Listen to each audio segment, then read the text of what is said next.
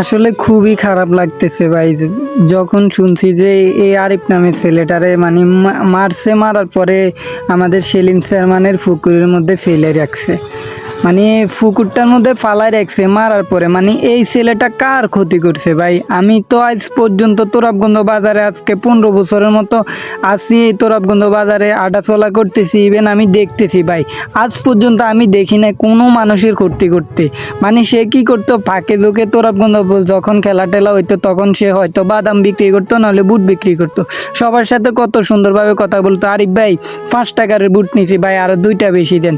সে হাসি মুখে কয়টা বাড়তে দিত। তার থেকে যদি আপনি 30 টাকা খাইতেন, তার থেকে আরো 5 টাকা আপনি বাড়তি খাইতে পারতেন।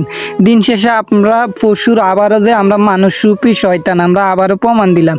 আমরা এত নিরীহ ছেলেটাকে মেরে ফেললাম ভাই, আমি এটা মানতে পারতেছি না। মানে খুবই খারাপ লাগতেছে যখন শুনলাম যে এই ছেলেটাকে মারছে। মানে তার কি কোনো টাকা পয়সা আছে? সে কি কোনো ক্ষতি করছে?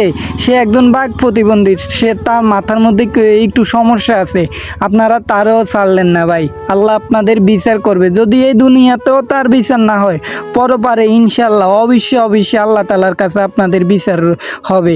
আর সেই দিন আর পার পাবেন না, আল্লাহ তালা বিচার করবেই আপনাদের ভাই। খুবই খারাপ লাগছে এই বিষয়টা দেখার পরে।